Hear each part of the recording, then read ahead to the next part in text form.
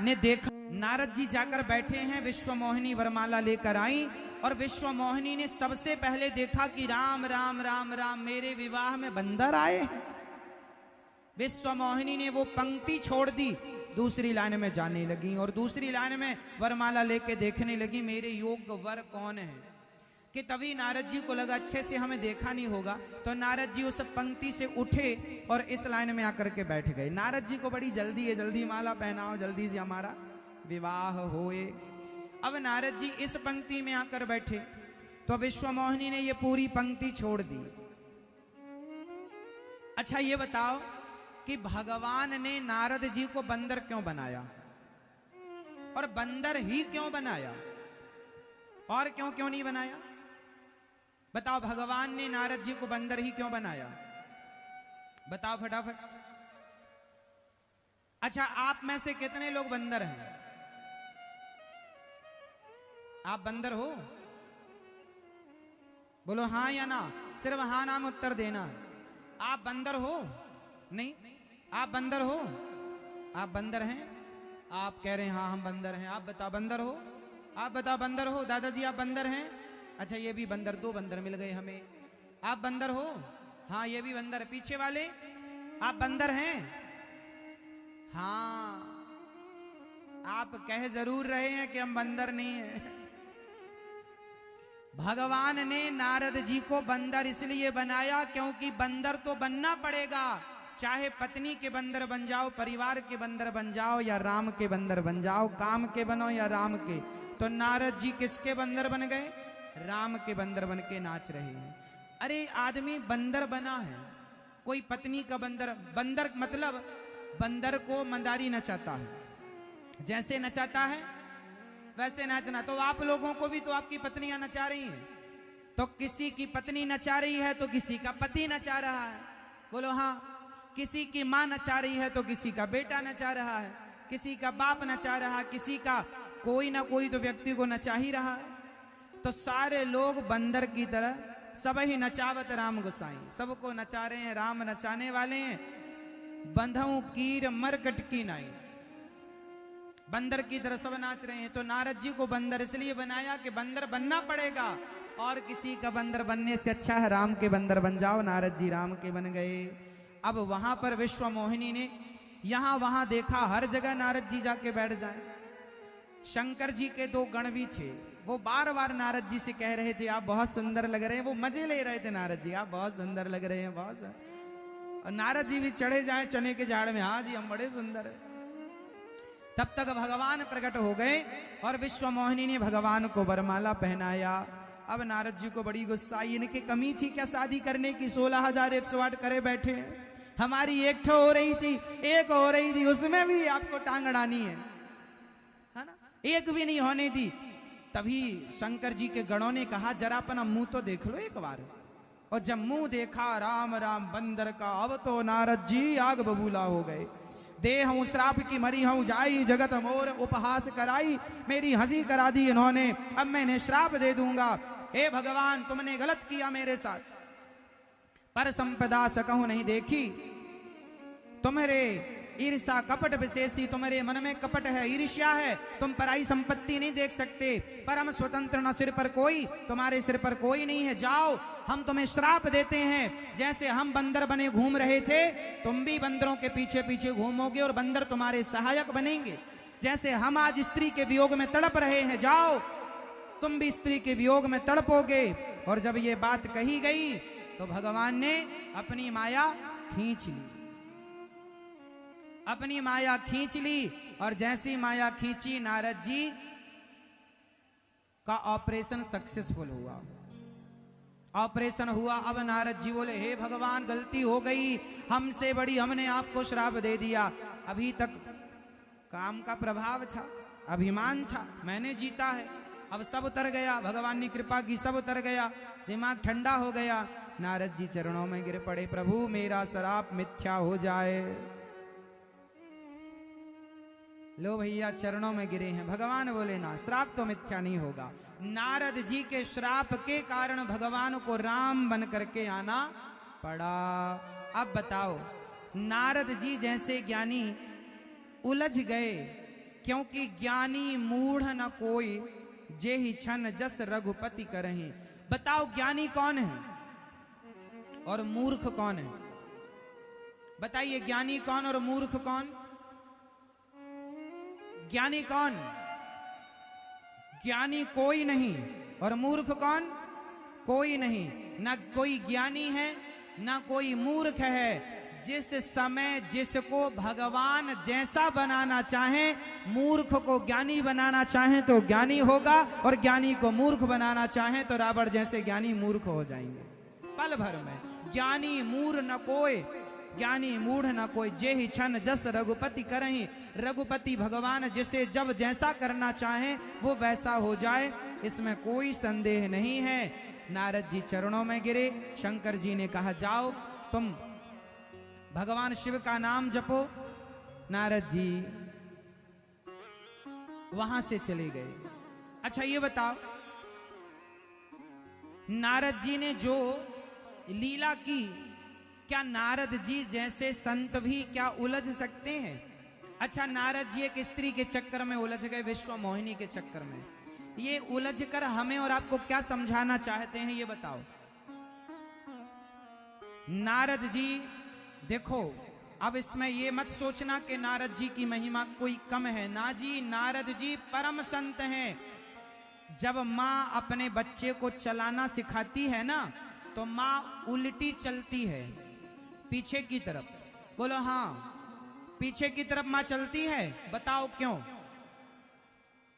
जब माँ अपने बच्चे को चलाना सिखाती है उंगली पकड़कर, तो माँ उल्टी चलती है पीछे की तरफ। बताओ क्यों चलती है? जोर से बताना। माँ उल्टी होकर इसलिए चलती है पीछे की तरफ, ताकि मेरा बच्चा सीधा चल सके। बच्चे को सीधा चलाने के लिए माँ स्वयं उल्टी चलती है। भक्तों को सीधा चलाने के लिए नारद जी ने उल्टे काम किए, अर्थात एक नारी पर मोहित होकर समाज को बताया कि देखो हम जैसे लोग संसार भगवान की माया पर आसक्त हो सकते हैं, तो आप पर माया का प्रभाव कितना है। इसलिए कभी अभिमान ना करना और सदा भगवान के आश्रित रहना कि हे नाथ मैं आपको कभी, बोलो हे श्रीमन्नारायण, हे रघुनंदन, मैं आपको कभी भूलू नहीं। सदा भगवान का स्मरण करिए। हरि अनंत हरि कथा अनंता, कहीं सुनाही बहु विधि सब संता। भगवान की कथाएं अनंत हैं। एक बार की बात है कि मनु शत्रुपा के कारण, अब ये राम जन्म के हेतु बता रहे हैं, एक के बाद एक राम जन्म के अवतार क्यों हुआ राम जी का, उसके कारण बताए जा रहे हैं। अच्छा भगवान की माया किसे कहते हैं, कितने लोग जानते हैं? भगवान की माया आप में से कितने लोग जानना चाहते हैं? यदि आप जानना चाहो तो मैं बता सकता हूं। कितने लोग जानना चाहते हैं? हाथ उठाओ। मैया, ये भैया लोग आप खड़े हो, नहीं जानना चाहोगे आप लोग? हाथ उठा लो सरकार। देखो पांडाल इतना छोटा पड़ गया कि कल बढ़ा था पांडाल, वो भी आज आप लोगों के लिए छोटा। कल और बढ़ेगा पांडाल आप लोगों को। अपने रिश्तेदारों को भी पकड़ पकड़ के लाना है, पड़ोसियों को भी। चलो राम कथा में। और देखिए जहां नजर जा रही है बस वहां आप ही आप नजर आ रहे हैं। धन्य है आपकी श्रद्धा और धन्य है आपकी भक्ति। मेरी माँ, आप लोग इतनी श्रद्धा से कथा सुनती हो, तो आखिरी में अभी आरती होएगी। आज राम जी का जन्म होगा, आज राम जी का जन्मोत्सव है, तो जन्मोत्सव की कथा सुनकर ही जाना, बीच में भाग मत जाना, क्योंकि काम तो सारी जिंदगी रहेंगे। 5 दिन की बची आज की कथा गई तो 5 दिन रह जाएंगे, फिर 4 दिन, फिर 3 दिन, फिर 2 दिन, सारा समय घर पे ही व्यतीत होता है। इसलिए कथा का आनंद लीजिएगा। हो ही न विषय विराग।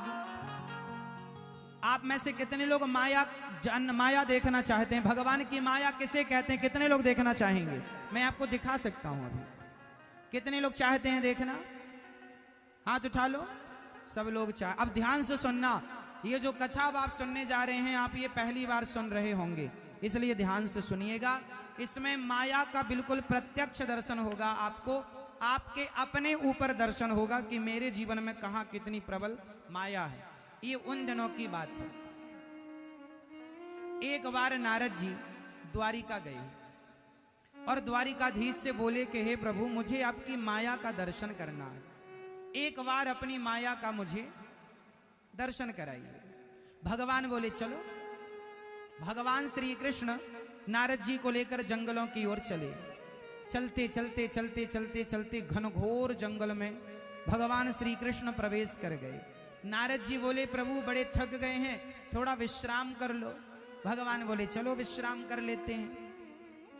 अब एक पेड़ की छांव पे नारद जी और भगवान श्री कृष्ण दोनों विश्राम करने लगे।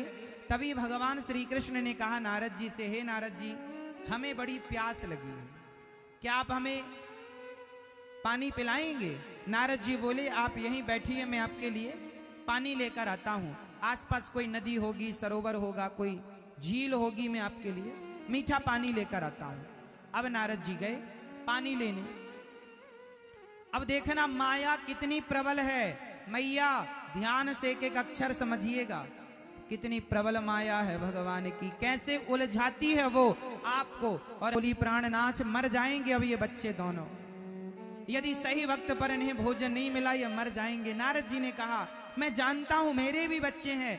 नारद जी रोने लगे, रोने लगे। हे भगवान क्या करें, अब ये नदी पार करें तो उस तरफ गांव में कोई व्यवस्था हो, पर नदी में नाव नहीं। अब जैसे तैसे नारद जी ने लकड़ी की एक नाव तैयार की, जंगल की लकड़ियां लाई, बांधी, बच्चों को बिठाया और नाव। दुर्भाग्य देखिए कि वो नाव बीच नदी में जाकर डूबने लगी। नारद जी की पत्नी और बच्चे भूखे थे, वो डूबने लगे। नारद जी चिल्ला रहे हैं बचाओ, कोई नहीं सुनता। नारद जी ने बचाने की बहुत कोशिश की, एक को बचाने जाएं तो दूसरा डूब जाए, दूसरे को बचाने जाएं तो तीसरी डूब जाए, पत्नी को बचाएं कि बेटी को बचाएं कि बेटे को, एक एक को बचाने के लिए बढ़े। आंखों के सामने नारद जी के उनकी बेटी डूब गई, पानी में मर गई, बेटा डूब गया, मर गया, और पत्नी आंखों के सामने डूबकर तड़प तड़प करके बच्चे मर गए। अब नारद जी जैसे तैसे पार लगे और किनारे खड़े होके नारद जी रो रहे हैं, हे भगवान तुमने मुझे इतना दुख दिया, इतना कष्ट दिया, क्या बिगाड़ा था मैंने तुम्हारा? मारना था, मुझे मार दिया होता, इन बच्चों ने क्या बिगाड़ा था? रो रहे हैं नारद जी। अच्छा ये बताओ कि नारद जी कह रहे हैं मेरी पत्नी डूब गई, मेरे बच्चे डूब गए, तो जरा बताना ये पत्नी और ये बच्चे क्या नारद जी के थे? नारद जी क्या लेने के लिए आए थे? जोर से, जोर से। पानी आए थे, पानी लेने आए थे किसी और काम से, और उलझ गए किसी और काम में। बोलो हाँ। अब नारद जी रो रहे हैं, तब तक वहां भगवान आ गए और भगवान ने कहा नारद जी पानी लेने गए थे, कहां रह गए? 1 घंटे से हम वहां आपका इंतजार कर रहे हैं। नारद जी बोले 1 घंटा? अब 1 घंटा हुआ? बोले हाँ, तो कितना? 1 घंटे ही तो हुआ। नारद जी बोले हे भगवान 1 घंटा में हमारे 2 बच्चे हो गए। नारद जी का भगवान का अभी 1 घंटा हुआ था कि नारद जी के से 1 घंटे में शादी भी हो गई, बच्चे भी हो गए, ससुर भी मर गया, गृहस्थी बस भी गई और डूब के मर भी गई। अब नारद जी को पता लगा कि राम राम, मैं तो पानी लेने निकला था और मैं कहां उलझ गया। अब नारद जी को पता चला कि मैं कौन हूं, मैं तो नारद हूं, मैं तो नारद हूं, और मैंने अपने आप को किसी का बाप समझ रखा था, मैंने अपने आप को किसी का पति समझ रखा था।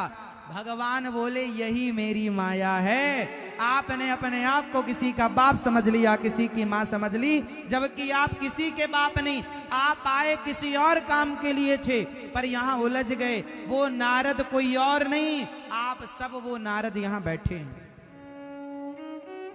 कोई 2 बच्चों में उलझा पड़ा है, कोई 4 बच्चों में, किसी की पत्नी से कोई परेशान तो कोई पति से परेशान, आप वो हो ही नहीं जो आप अपने आप को समझ रहे हैं।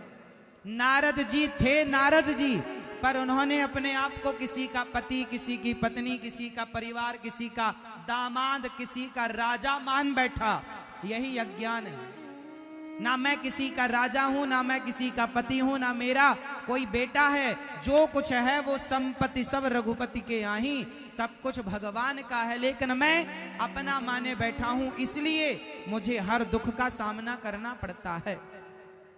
यदि आप अपने निज स्वरूप को पहचान जाएं कि आप कौन हैं, तो आपका सारा दुख दूर हो जाए। गोस्वामी जी लिख रहे हैं, ईश्वर अंश जीव अविनाशी, चेतन अमल सहज सुख राशि। तुम सुख की राशि हो, सुख के भंडार हो, ईश्वर के अंश हो, लेकिन तुमने अपने आप को पप्पू का पापा और उसकी गुड़िया और उसकी मम्मी और उसका भाई और उसकी बहन ये बनाए बैठे हो। मैं इसका बाप हूं, मैं इसका बेटा हूं। तुम किसी के बाप हो?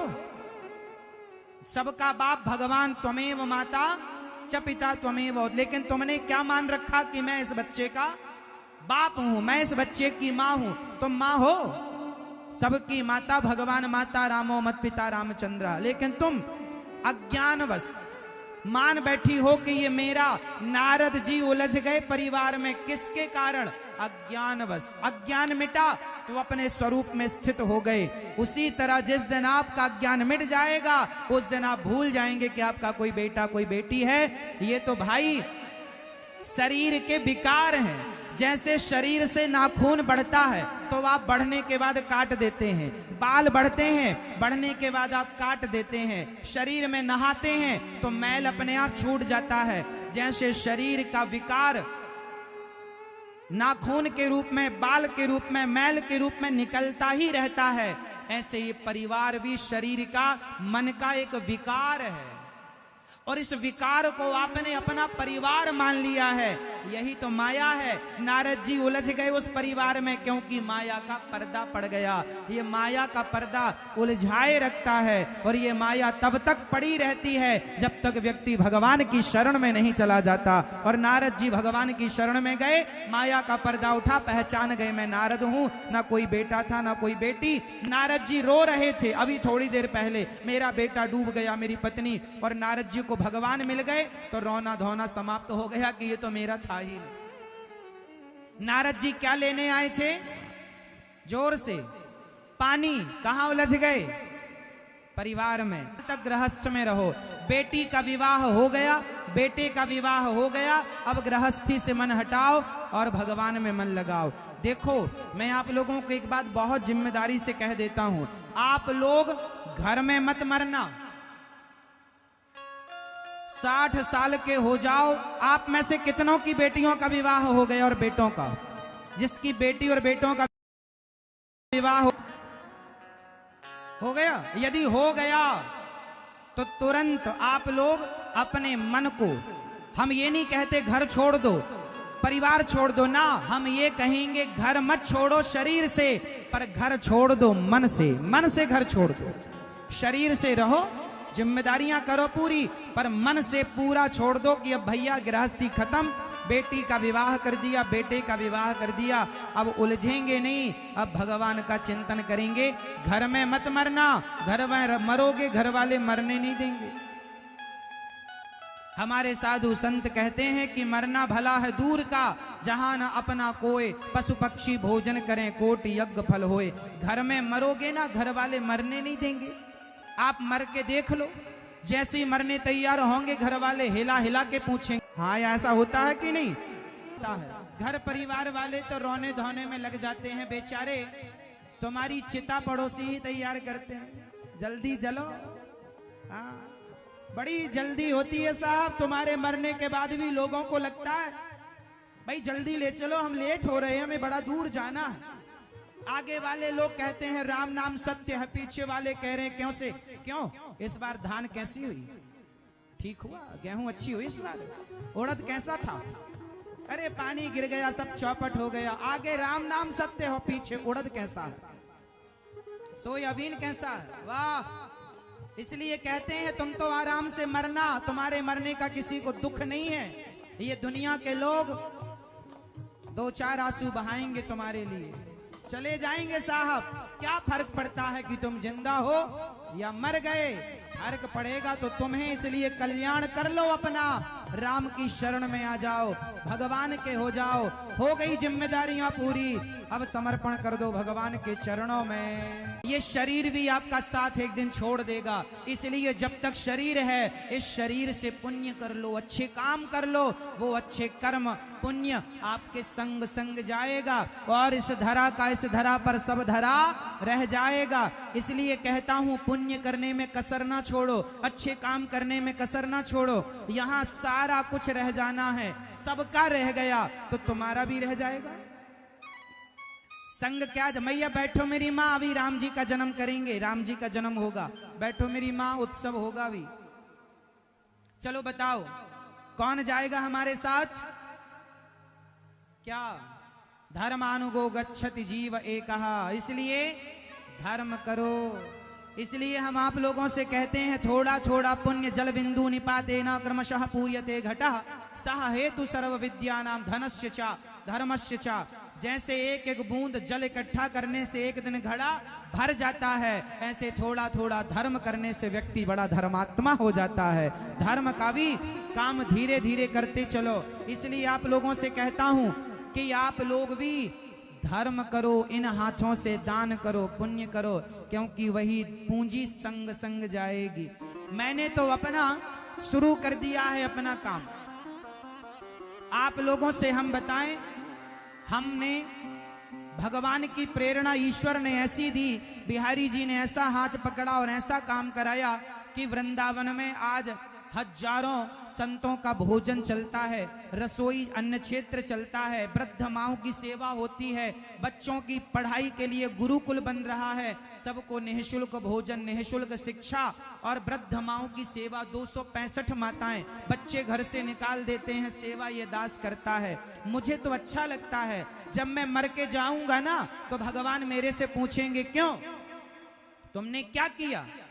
मैया, ओ मेरी प्यारी माँ, बैठ जाओ मेरी काली पीली नीली मैया, अभी चली जाना मेरी माँ, बैठो।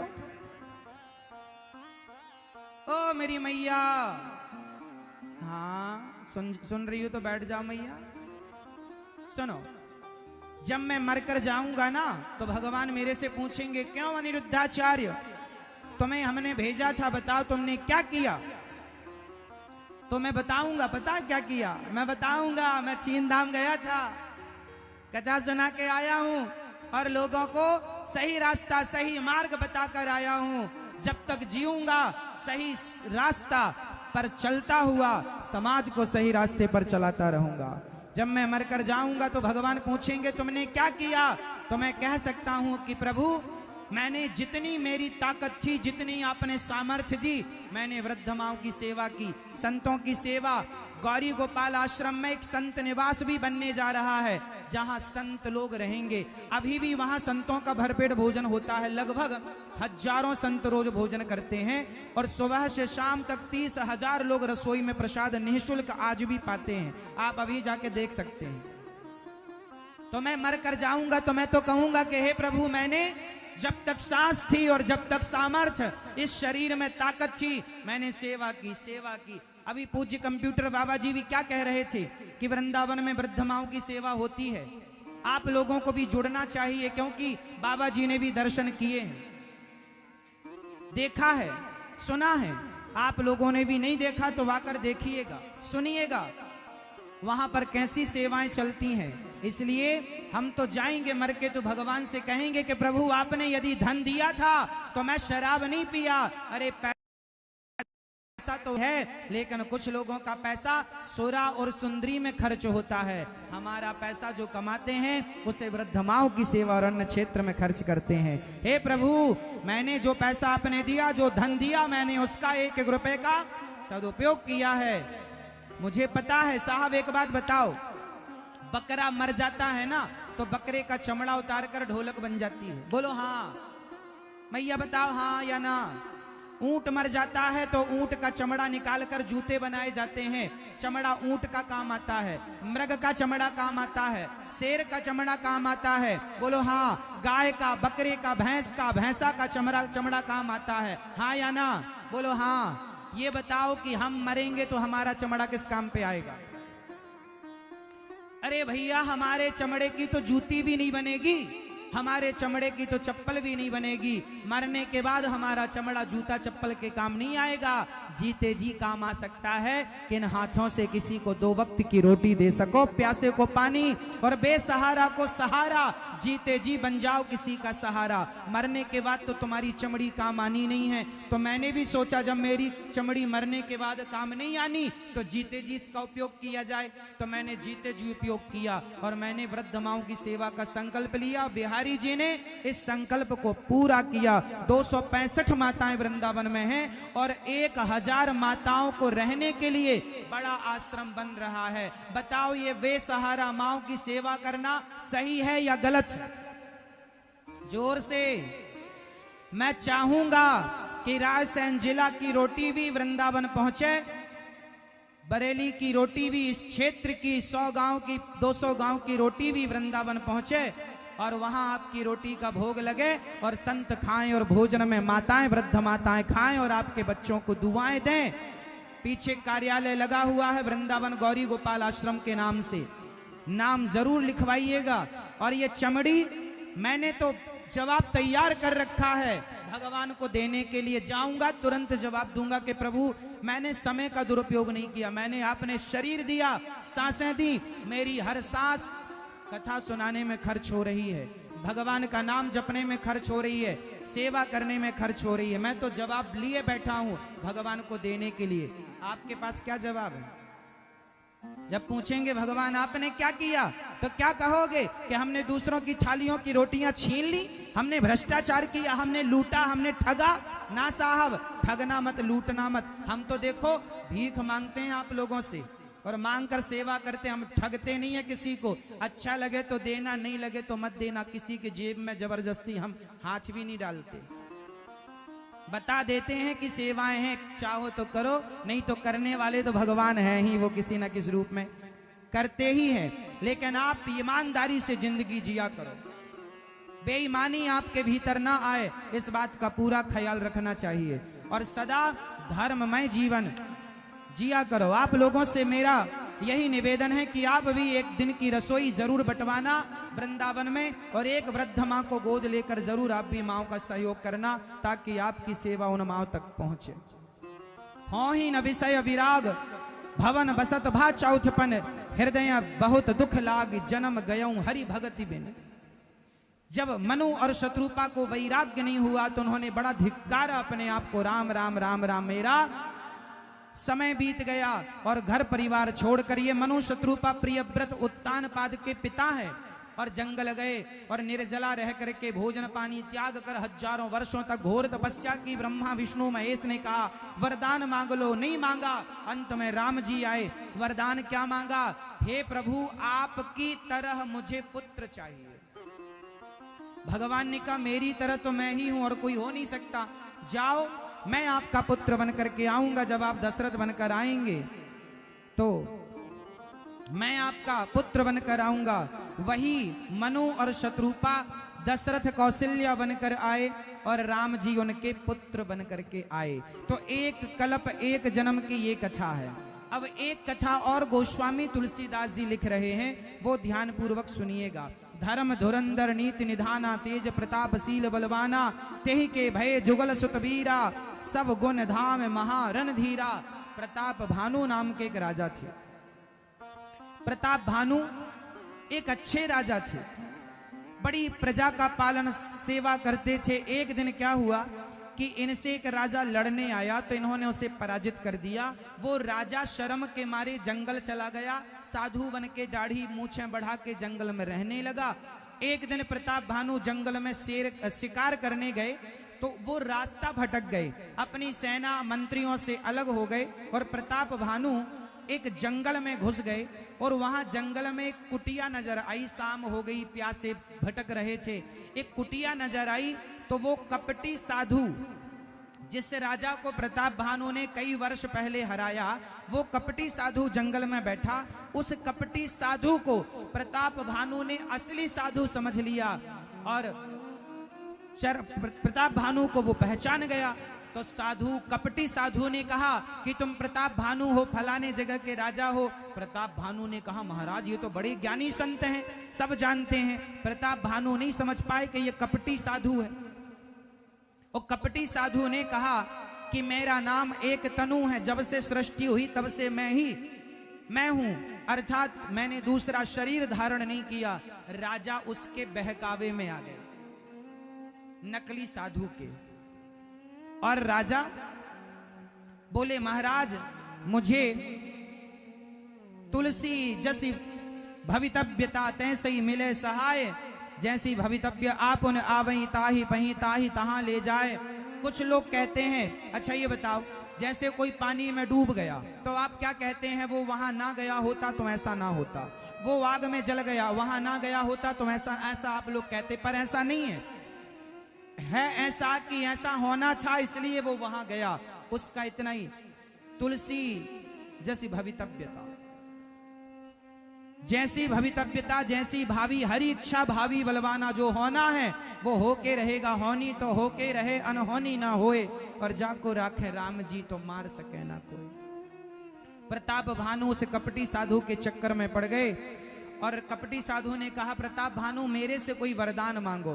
तो प्रताप भानु के पास सब कुछ था, लेकिन लोभ इतना था कि हे प्रभु जरा मरण दुख रहित तनु समर जिते नहीं को, मैं बूढ़ा ना होऊं, 100 कल्पों तक मैं राजा बना रहूं। प्रताप भानु ने अपने आप को राजा ऐसा बनाया कि मैं ही राजा रहूं, कोई दूसरा नहीं। मैं बुढ़ा ना होऊं, मैं बीमार ना पड़ूं, ये सब राजा ने वरदान मांगा। अच्छा, एक तनु नाम के कपटी साधु ने कहा कि ठीक है आप ब्राह्मणों को खुश कर लो, 3 दिन बाद मैं तुम्हें मिलूंगा, तुम ब्राह्मणों को निमंत्रण देना, मैं भोजन तैयार कराऊंगा। अब राजा ने घर पहुंचकर उसको घर भी पहुंचा दिया। एक तनु ने उसके साथ एक मायावी राक्षस था, उसने सोते हुए पहुंचा दिया।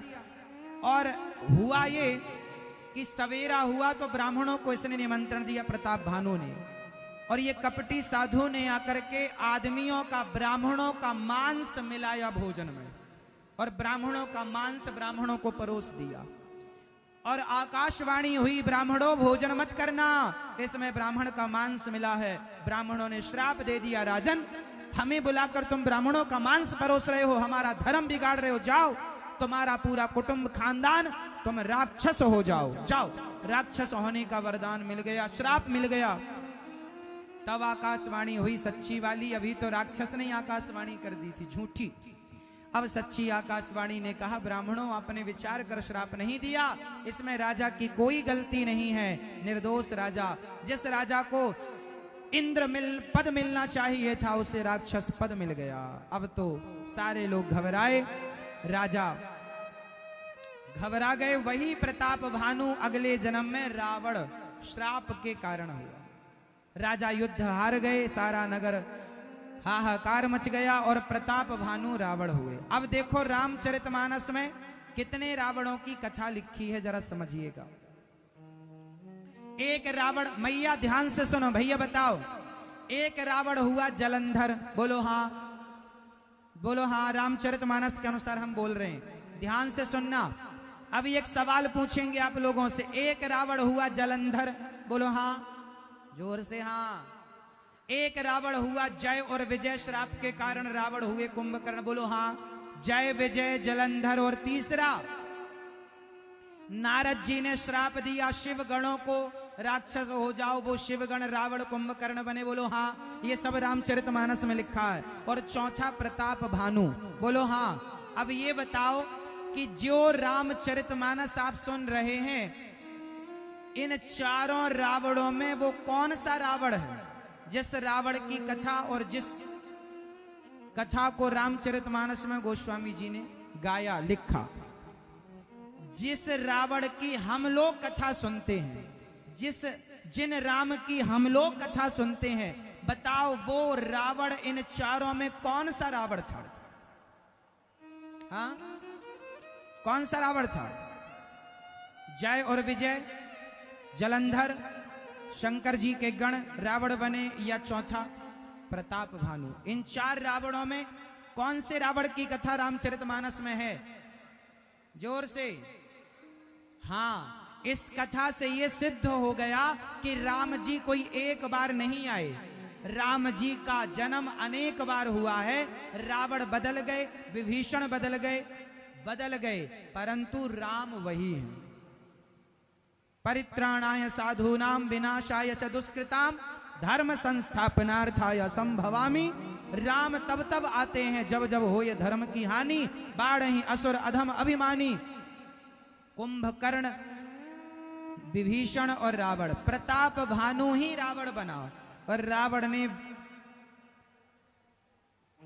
ने वरदान मांगा ब्रह्मा जी से, हम काहू के मरहि न मारे, बानर मनुज जाति दुई बारे। ब्रह्मा जी बोले मरोगे ऐसा तो निश्चित है, जन्मा है तो मरेगा जरूर, तो हम बंदर या मनुष्य से मरे, तथास्तु।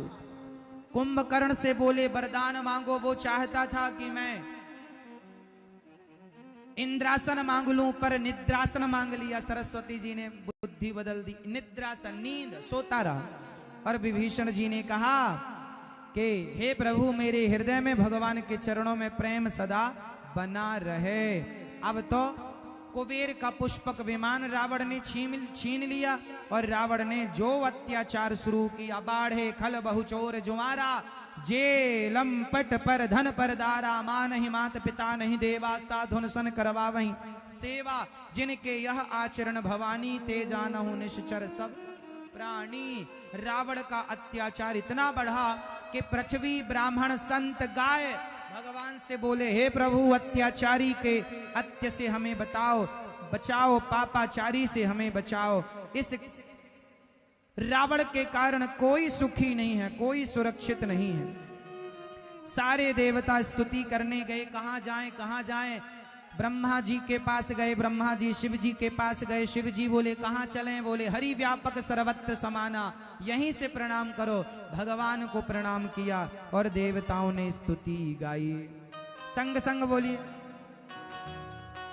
हाँ सभी लोग मेरे संग बोलिए, जय जय सुर नायक जन सुखदायक प्रणत पाल भग। पता है आपको, मैं आपको ये कथा कल सुनाऊंगा। रावण ने माता कौशल्या को भी चुराया था। सीता माँ को तो चुराया, ये तो आप सब जानते हैं। कौशल्या माँ को क्यों चुराया ये कल आप सुनेंगे। अब रावण के अंदर भय हुआ, ब्रह्मा जी से वरदान मांगा कि दशरथ जी के कोई पुत्र ना हो। दशरथ जी के कोई पुत्र नहीं था, इसलिए उन्हें गिलानी हुई कि मेरे पुत्र नहीं है। गुरु वशिष्ठ जी की पत्नी माता अरुंधति ने अपने बच्चे की चिटकोटी काटी, रोने लगा। दशरथ जी ने कहा गुरु माता बच्चे को क्यों रुला रही हैं? तो अरुंधति माँ ने कहा कि इसलिए रो रहा है कि मैं तो, मेरे पिता तो आपके गुरु हैं, पर आपके कोई बच्चे नहीं हैं, तो वो किसके गुरु बनेंगे, इसलिए रो रहे हैं। दशरथ जी ने यज्ञ कराया, श्रृंगी ऋषि ने यज्ञ किया और यज्ञ से खीर उत्पन्न हुई और खीर तीनों रानियों को बांटी गई, कौशल्या, कैकेयी और सुमित्रा मैया। क्या बांटा गया मेरी मां? क्या बांटी गई? खीर बांटी गई। आधा भाग दिया गया माता कौशल्या को, आधे का आधा करके कैकेयी और सुमित्रा को दिया गया। तब कौशल्या माँ ने अपने खीर के 3 हिस्से बनाए, एक खुद खाया, एक सुमित्रा माँ को दिया, एक कैकेयी माँ को दिया। तो कैकेयी का हिस्सा एक पक्षी लेकर उड़ गया और वो अंजनी माँ के आंचल में डाल दिया और अंजनी माँ ने प्रसाद पाया। इसलिए अंजनी माँ के जो पुत्र हुए वो श्री हनुमान जी, वो राम जी के भाई है। तुम मम प्रिय भरतहि सम भाई। यज्ञ से क्या प्रकट हुई? जोर से क्या प्रकट हुई? खीर। और खीर क्या है? अन्न है। खीर क्या? खीर किससे बनती है? यज्ञ नारायण भगवान ने क्या दिया? अन्नदान दिया। क्या दिया मेरी मां? क्या दिया?